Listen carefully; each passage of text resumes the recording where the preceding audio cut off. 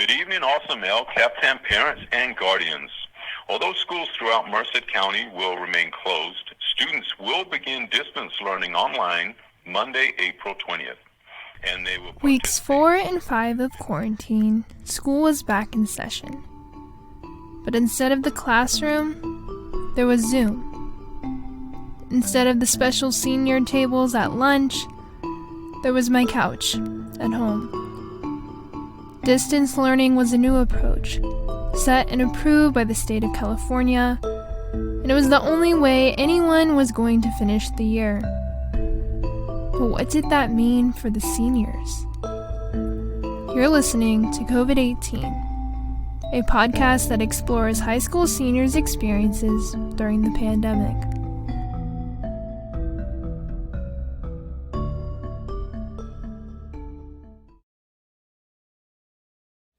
With being a senior comes senioritis. And so, describe your relationship or what you think is going to happen, the relationship between senioritis and self-quarantine.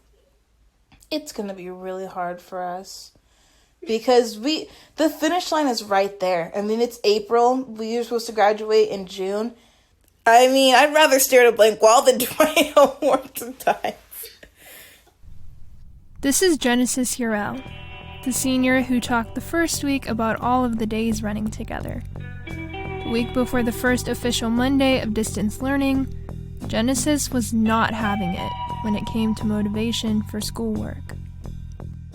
I know it's already kind of started with me with the schoolwork just because, some of my teachers have given us work, but it's optional, and so I have not done any of it because it's optional and I don't care. And Genesis wasn't the only one. Every senior's view of school seemed to fluctuate, depending on how much the school system motivated students to learn. Pete Garcia, a senior and friend of mine who went into self-isolation before the final day of school, put it best. I think that this whole situation has made everyone with quote-unquote senioritis realize what actually it means to not be going to school anymore.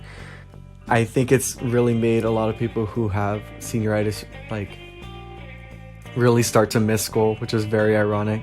Towards the last few days that we had at school, I was very ready to leave and not go back.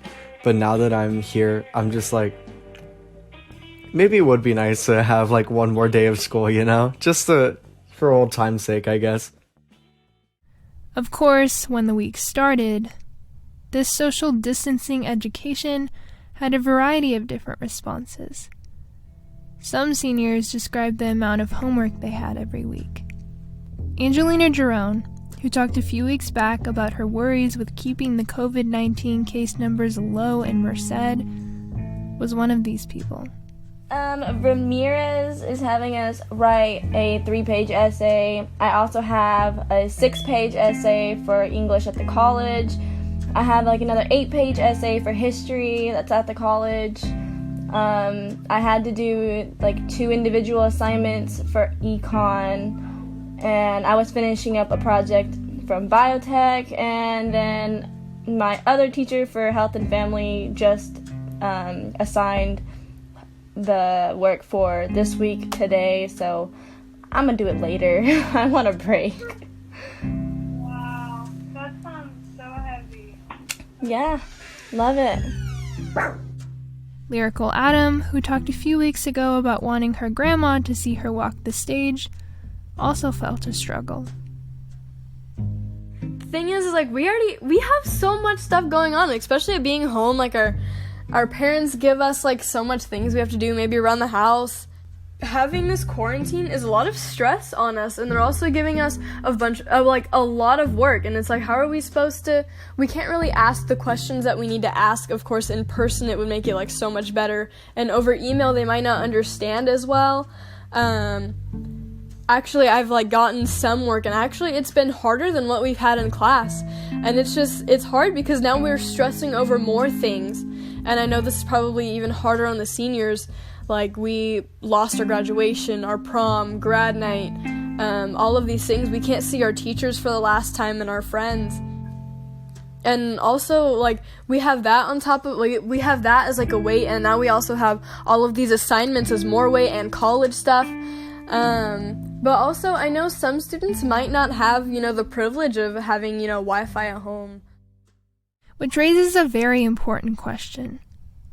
What about the students who don't have Wi-Fi at home?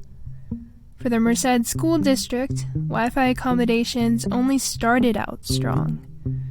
According to an assistant principal from El Capitan, 50 students originally reported either having extreme issues with their Wi-Fi or a complete lack of Wi-Fi at home.